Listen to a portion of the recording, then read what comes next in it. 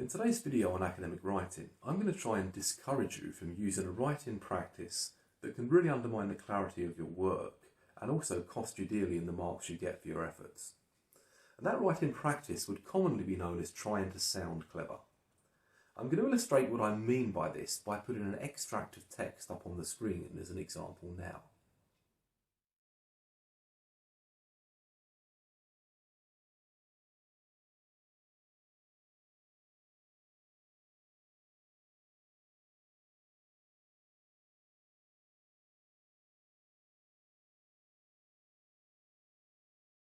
Well, hopefully you'd agree with me that it's really not fun to read that piece of text.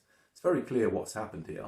The author has in effect swallowed a thesaurus in an attempt to make a simple point sound more complicated than it needs to be. Let's have a look at another piece of text.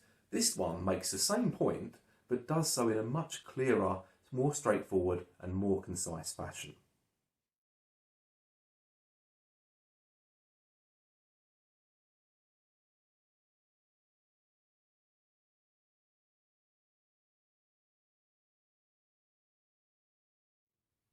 Hopefully you'll agree with me that this is a much clearer way of making the point that you shouldn't complicate your work unnecessarily in order to sound smart.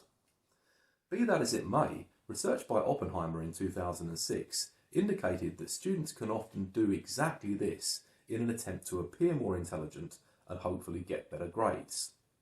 Unfortunately, the same research indicated that this often backfires and has the opposite effect, i.e. the author is perceived as being less intelligent and the reader is less likely to give a positive appraisal to their efforts.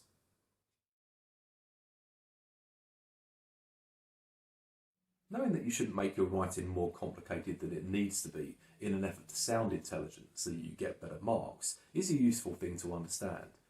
But it does rather raise the question of how you go about objectively assessing just how clear your writing is.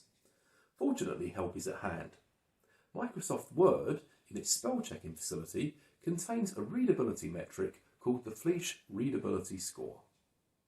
And looking at this will give you a good objective measure of how readable your work is, i.e. what level of education a reader would need to engage with your text.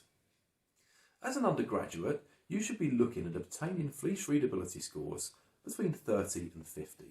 The closer you get to 50, the easier your work is to read. And what this means is if you obtain a score in this range, your text will be deemed suitable for an undergraduate/graduate level audience. The next question, obviously, becomes how can I improve my Fleisch readability score? There are a number of ways you can do this. The first is to shorten the length of your sentences. The second is to use direct sentences with less clauses. The third is to reduce any instances of unneeded terminology or jargon. And the fourth is to use short and familiar vocabulary. That's it. If you do these four things, you'll find that your Fleisch scores will improve, your work will be easier to read and clearer, and the chances are you'll get much better marks for it too.